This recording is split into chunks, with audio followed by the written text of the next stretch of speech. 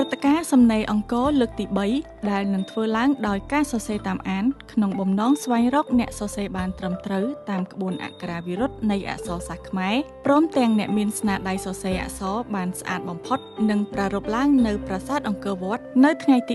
18ខែមករាឆ្នាំ2026ខាងមុខលោកលឹមប៊ុនហុកអ្នករៀបចំកម្មវិធីសំណេរអង្គរបានឲ្យដឹងថាការអភិរក្សនិងលើកតម្លៃអក្សរសាស្ត្រខ្មែរពិតជាមានសារៈសំខាន់ពីព្រោះខ្មែរមានភាសានិងអក្សរសាស្ត្រយូរលង់ណាស់មកហើយ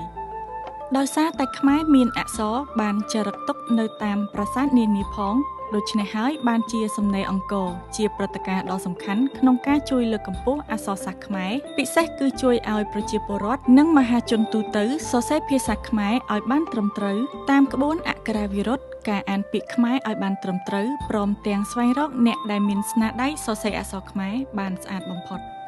ព្រឹត្តិការណ៍សំណេរអង្គរលើកទី3ធ្វើឡើងនៅលើស្ពានហាលផ្នែកខាងលិចរបស់ប្រាសាទអង្គរវត្តនិងមានបេក្ខជនចូលរួមចំនួន1860អង្គនាក់ព្រឹត្តិការណ៍សំណេរអង្គរលើកទី3នេះបណ្ដុះគំនិតកូនខ្មែរឲ្យលើកកម្ពស់អក្សរសាស្ត្រខ្មែរតាំងពីកុមារភាព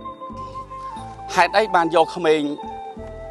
ដូចថាក្មេងអាយុ 5-6 ឆ្នាំឲ្យចូលរួមប្រកួតដែរអញ្ចឹងដូចខ្ញុំសូមអំពាវនាវម្ដងហើយម្ដងទៀតរំលឹកម្ដងហើយម្ដងទៀតថាកម្មវិធីរបស់យើងនេះកម្មវិធីសំណេរអង្គរការប្រកួតសេតាមអានជាសាធារណៈនេះអត់ប្រកាន់ពូជសាសន៍អត់ប្រកាន់ពណ៌សម្បុរអត់ប្រកាន់អាយុទាំងអស់អត់ប្រកាន់មជ្ឈដ្ឋានសង្គមទេដោយសារ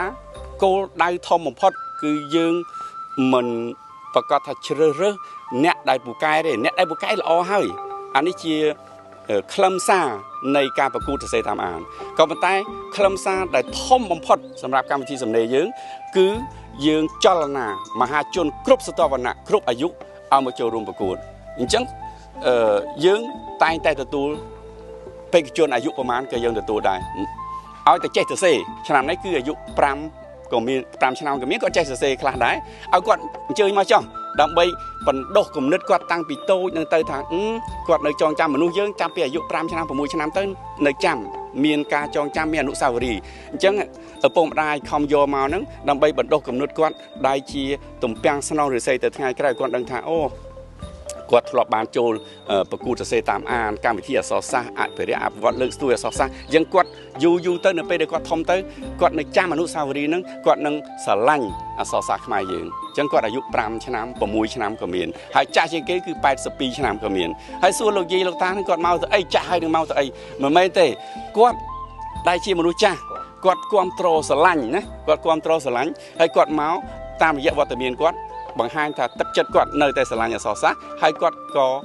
តាមរយៈនេះអប់រំផ្ដល់ដំបូន្មានដល់កូនចៅគាត់គ្រប់ជំនាន់អញ្ចឹងវាជាឥទ្ធិពលមួយដែលល្អសម្រាប់អក្សរសាស្ត្រយើងលោកសេងសុធិរាប្រធាននាយកដ្ឋានអភិវឌ្ឍទេសចរនិងវប្បធម៌នៃអាជ្ញាធរជាតិអប្សរាយល់ឃើញថាកម្មវិធីសំណេរអង្គរនេះជាកម្មវិធីអភិរក្សវប្បធម៌ដ៏មានសារៈសំខាន់ខ្លាំងដែលស្ដែងចេញនៅអរិយធម៌និងទំនៀមទម្លាប់មួយនៃការសរសេរដោយផ្សារភ្ជាប់ទៅនឹងសេចក្តីចងចាំជាច្រើនឡើងវិញហើយកម្មវិធីនេះក៏ជាការជួយបង្កើតចលករផ្សេងៗលើផ្នែកវិស័យទេសចរនៅតំបន់អង្គរផងដែរ